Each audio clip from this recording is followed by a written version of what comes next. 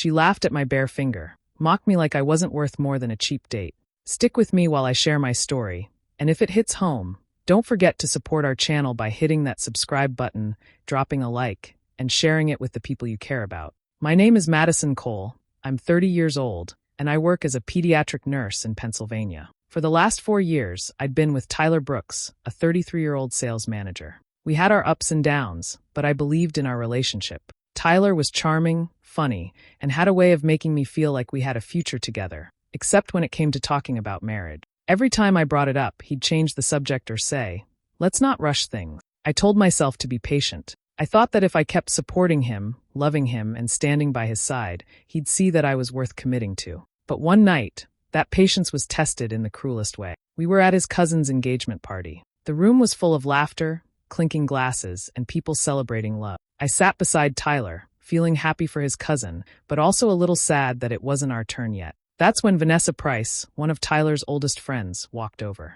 She was dressed to impress, her perfect hair framing her smug smile. She glanced at my hands, her eyes landing on my bare ring finger. Then, loud enough for the whole table to hear, she smirked and said, "Guess he's still not sure about you, huh?" The laughter that followed felt like it was slicing right through me. I could feel my cheeks burning, but I forced a smile, pretending her words didn't bother me. Inside, I was falling apart.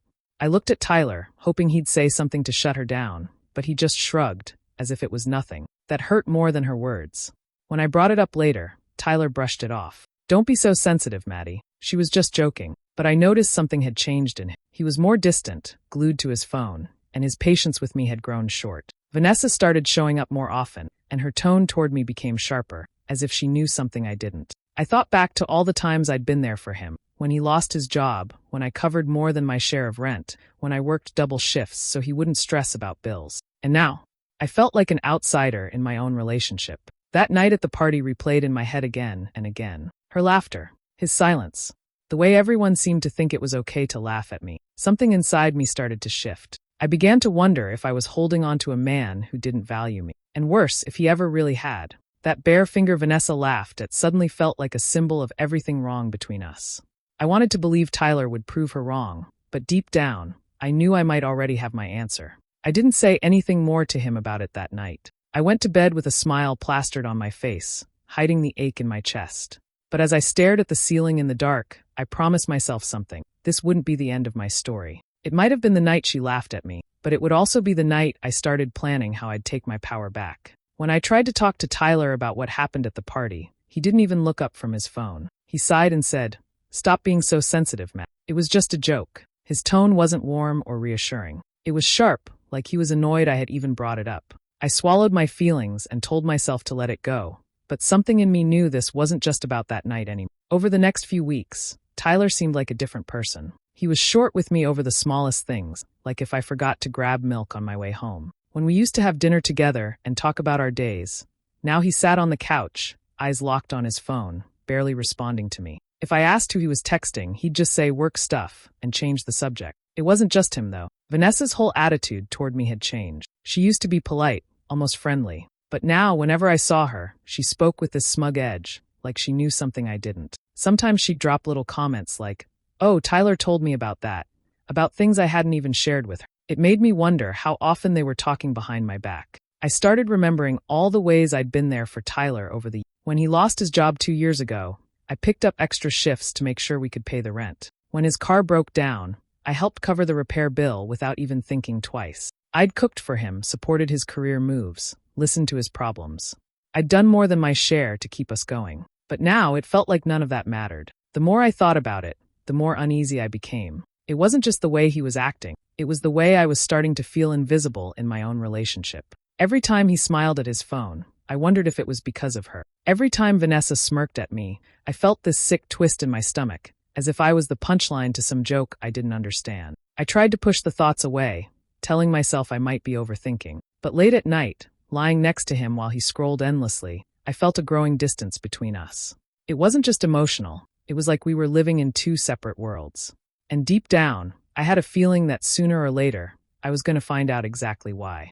It was raining that evening when I decided to stop by Tyler's office with dinner. I knew he usually stayed late on Thursdays, and I thought a small gesture might make things feel normal again. When I pulled into the lot, his car was there, parked in its usual spot. The building was quiet except for a few lights still on. As I walked toward the entrance, I glanced up at his office window. That's when I saw him. He was standing close to Vanessa, and before I could even process what I was seeing, they kissed. It wasn't quick or hesitant, it was familiar. I stopped walking, my shoes splashing in the puddles, and just watched for a moment. There was no mistaking it. I went inside without rushing. The reception area was empty, so I walked down the hall to his office. When I opened the door, they stepped apart. Vanessa looked caught off guard, but Tyler's expression was more annoyed than anything else. "What are you doing here?" he asked, like my presence was some kind of intrusion. "I brought you dinner," I said, setting the bag on his desk. He shook his head and muttered, "You can't just show up like this.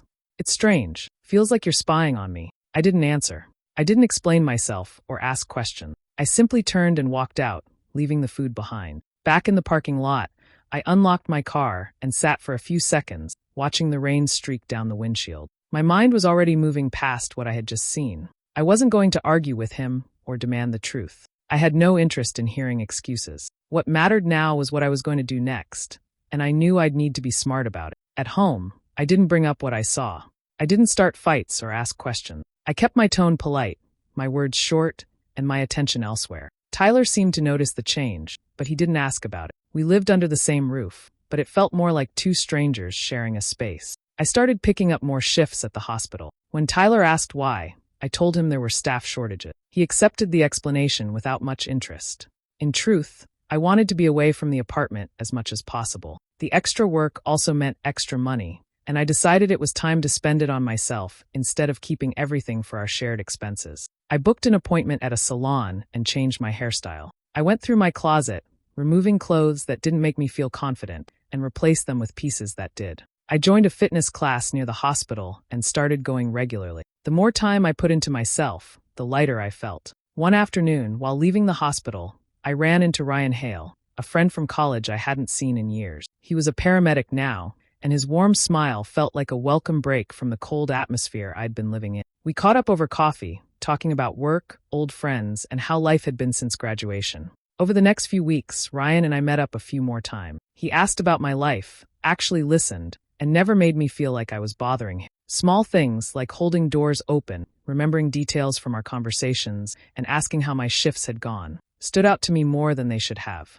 It wasn't romantic, but it was a reminder of how good it felt to be treated with respect. At home, Tyler didn't comment much on my changes, though I caught him looking a few times. If he noticed I was spending less time there, he didn't bring it up. I no longer felt the need to fill the silence between us or make plans to bring us closer. My focus had shifted entirely. Each day, the distance between us grew without any arguments or big moments. It was quiet and deliberate, like I was slowly stepping out of the shadow I had been standing in for years. Tyler still had his phone, his late nights, and whatever was going on with Vanessa. But I had something new, myself, my confidence, and the beginnings of a life that no longer revolved around him. I finally decided to tell someone what had been going on. One evening, I met my best friend Chloe for coffee after work. I didn't give her every detail, but I told her enough for her to understand what Tyler and Vanessa had done. She didn't hesitate for a second before leaning in and saying, "Hit them where it hurts." She wasn't talking about yelling or getting into a scene. She meant doing something that would make a real impact without me lowering myself to their level. Not long after that, Ryan mentioned that his station was hosting a charity gala. It would be held in a historic hotel downtown, with guests from the community, media coverage, and plenty of attention on the attendees. As soon as he invited me, the idea clicked in my head. It wasn't just a night out, it could be the perfect place to make a statement. I told Ryan I'd be there, but I kept my plan to myself. The next day, I called Chloe and explained what I wanted to do. She was more than happy to help. We spent an afternoon in boutiques, searching through racks until I found a dress that fit like it had been made for me. It was elegant but striking enough to turn heads. Chloe helped me pair it with simple jewelry and shoes that made the whole outfit look effortless. While all of this was happening, I said nothing to Tyler. I told him I was working that weekend, which wasn't unusual given my schedule. He didn't ask any questions, and I didn't offer any detail. The last piece of my plan was the most important. I knew Vanessa wouldn't pass up an opportunity to be seen at an event like that. So I sent her a message, friendly, casual, and without a hint of sarcasm, telling her about the gala and suggesting she come along. I didn't mention Ryan, of course. I knew she'd bring Tyler, partly to show him off and partly to keep an eye on me if she thought there was a reason to. By the time the weekend rolled around, everything was set. My dress was ready, my ticket to the gala was confirmed, and I had kept Tyler completely unaware of what was coming. I didn't feel nervous. I didn't feel guilty. If anything, there was a quiet satisfaction in knowing that this time I was the one planning the scene, not stumbling into it. The night of the gala arrived, and the historic hotel was glowing with warm lights. The ballroom was grand, with high ceilings, crystal chandeliers, and music playing softly in the background. People in elegant clothes moved through the room, talking and laughing, while photographers snapped pictures for the local news. Tables were covered in white linens, and servers moved between guests with trays of drinks. I walked in with Ryan by my side. He was dressed in a sharp suit, and I had chosen a look that was polished but effortless. We blended into the crowd naturally, greeting a few people Ryan knew from his work. Every time I glanced around, I could feel the atmosphere, important guests, smiling faces, and the sense that everyone was watching everyone else. It was about half an hour later when I noticed them. Tyler and Vanessa stepped into the ballroom together. Vanessa was wearing a bold red dress, her usual confident smile in place. But the moment her eyes landed on me, her expression changed. I was standing beside Ryan, his hand resting lightly on my back, and I could see her scanning us quickly before her gaze flicked away. The smugness slipped just enough for me to notice. Tyler's eyes met mine briefly, and I gave him a polite nod, the same way you would greet someone you barely knew. It was deliberate. No drama, no reaction, just calm control. When they finally walked over, I smiled warmly as if nothing was wrong. "Vanessa, Tyler," I said, my voice even. "It's good to see you both here." Ryan shook Tyler's hand and offered a friendly greeting to Vanessa, which only seemed to make her more uncomfortable. Vanessa tried to match my tone, but her words came out tight. "I didn't realize you'd be here tonight," she said. I kept my smile. Ryan invited me. It's such a great cause. I couldn't say no. I left it at that, letting the silence hang for just a moment longer than usual. Around us, people moved past, but in that small circle, I held the upper hand without raising my voice or saying anything pointed. We talked briefly about the event, keeping it surface level. I didn't ask about their lives, and I didn't give them much about mine. Every detail of my body language was intentional: relaxed shoulders, steady eye contact, and no hint of the discomfort they might have expected from me. When Ryan guided me away toward a group of his colleagues, I could feel Vanessa's eyes following us. That was exactly what I wanted. In that room, filled with people and cameras, the balance had shifted, and they both knew it. During the evening, there were moments when Vanessa found her way back into small conversations with me. Each time, she managed to slip in little comments meant to sting. At one point, she smiled and said, "You must be working a lot of extra shifts these days. Nurses don't exactly get paid much, do they?" Later, she added, "I don't know how you manage those long hospital hours. I'd be exhausted all the time." I didn't react the way she probably hoped I would. Instead, I answered each remark with an easy smile and a light tone. It's true, nursing can be tiring, but it's worth it when you know you're helping people. Or, I guess I'm just lucky to have the energy for it. I never let my voice tighten or my expression slip. The more calm I stayed, the more her comments seemed out of place. People nearby began glancing at her with faint looks of discomfort, as if they were noticing something off. Tyler was quieter than usual. He stood beside her, nodding occasionally, but his eyes kept moving around the room. It was as if he could sense a shift happening, but couldn't quite figure out where it was leading. Each time I laughed at something Ryan said or chatted easily with other guests, Tyler's attention seemed to snap back to me for a second before drifting again. The evening moved along, and soon the event organizer stepped up to the microphone to introduce the next part of the night. The chatter in the room began to fade as people turned toward the stage. I noticed Ryan moving forward, his posture confident, a small stack of note cards in his hand. Guests began gathering closer to hear him speak. The low hum of conversation dropped until the ballroom was filled with quiet anticipation. I stood slightly to the side, watching him greet the crowd with a warm smile before thanking everyone for supporting the charity. The spotlight shifted toward him, and I could feel the energy in the room start to focus entirely on what was about to happen. Vanessa stayed near Tyler, her expression neutral now, but her earlier sharpness seemed to have faded. Tyler glanced at Ryan, then at me, as if trying to piece together something he couldn't quite see yet. I kept my face calm, hands loosely clasped, waiting for the moment I knew was coming. The crowd was silent, the only sound the clink of a glass being set down somewhere in the distance, as Ryan prepared to speak. Ryan spoke confidently about the work the charity had been doing and the lives it had touched. He thanked the donors, the volunteers, and the people in the community who made it possible. Then, his eyes shifted toward me. "I also want to take a moment to thank someone very special," he said, his voice carrying clearly across the quiet room. "Madison, could you join me up here for a second?" There was a small ripple of applause as I stepped forward. I walked to the stage, unsure of exactly what he had planned, but trusting him completely. When I reached his side, he smiled warmly and took my hand. "Madison," he began, looking at me in a way that made everything else in the room fade for a moment. "You've stood by people when they needed you most. You give your time, your energy, and your heart without expecting anything in return. I've seen the kind of person you are, and I can't imagine my life without you." Then, in one smooth motion, he reached into his pocket and pulled out a small velvet box. The room seemed to hold its breath. He opened it to reveal a ring, the light catching on it as he lowered himself slightly toward me. "I want to stand by you for the rest of my life. Will you marry me?" A wave of gasps moved through the crowd. I heard soft murmurs, the clink of a glass being set down somewhere, and then nothing but silence as they waited for my answer. I looked at Ryan, his expression steady and sure, and I nodded. "Yes."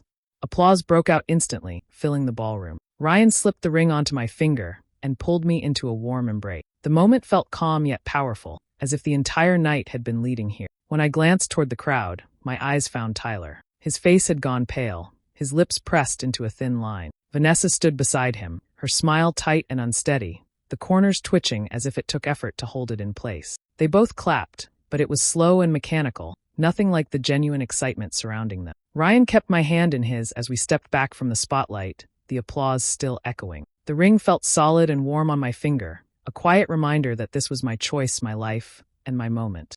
As the applause began to fade and people returned to their conversations, I caught sight of Vanessa leaning toward Tyler. She spoke in a low voice, her lips tight, her eyes fixed on me. Whatever she said made his shoulders stiffen, his jaw tightened, and he looked as if he wanted to be anywhere but standing there under those lights. I walked over to them, Ryan still beside me, his hand steady at the small of my back. My expression was calm, almost casual. "Thank you both for coming tonight," I said, as though they were nothing more than guests I'd run into at a community event. Tyler opened his mouth, hesitating for a second. "We should talk later," he said, his voice low but urgent, like he was trying to regain some control over the moment. "There's nothing left to talk about, Ty," I replied, my tone even and final. I didn't give him room to argue or explain. Ryan gave a polite nod in their direction, then gently guided me away from them. The sound of the crowd's clapping rose again as we moved toward the other side of the room, where people were offering their congratulations and warm smiles. I didn't look back. The energy of the room had shifted completely, and the spotlight had moved on from them. The hum of voices, the clinking of glasses, and the soft music filled the air again, wrapping around the celebration that was now centered on us. A few weeks after the gala, word reached me through mutual acquaintances that whatever was going on between Tyler and Vanessa had ended. It hadn't been a slow fade. It was quick, almost abrupt. Vanessa had moved on to someone else, a man with deeper pockets and more status. Tyler was left exactly where he'd started, only this time without me in his corner. By then, my life looked very different. Ryan and I had decided not to wait years before making things official. We began planning a small wedding, one focused on the people who truly mattered to us. The guest list was short, just family and friends who had supported us and stood by me during everything. The planning process felt peaceful, nothing like the strained, uncertain days I'd once lived through. There was no guessing where I stood, no walking on eggshells, no hoping for someone to finally choose me. I had already been chosen, not because I begged for it, but because it was freely given. As the days moved forward, I didn't spend time thinking about Tyler or Vanessa. What had happened between them was their business, and I didn't need to pick apart the details. My focus was on my future, the life I was building, and the people I wanted in it. When I did look back, it wasn't with anger. It was with the quiet satisfaction of knowing I had walked away without losing myself. I hadn't raised my voice, caused a scene, or tried to compete for anyone's attention. I had simply stepped out of a situation that didn't value me and into one that did. Standing on the balcony of the venue we'd chosen for the wedding, I thought about how different things felt now. The air was clear, the path ahead steady, and for the first time in years, I felt completely sure of where I was going. She laughed at my bare finger. Now she's the one with empty hands. What would you have done if you were in Madison's place? Quietly move on like she did, or call them out in front of everyone? Share your take in the comments. I'm curious to see how you'd handle it. For more stories with twists you won't see coming, make sure to like, subscribe, and tap the notification bell so you're the first to hear the next one.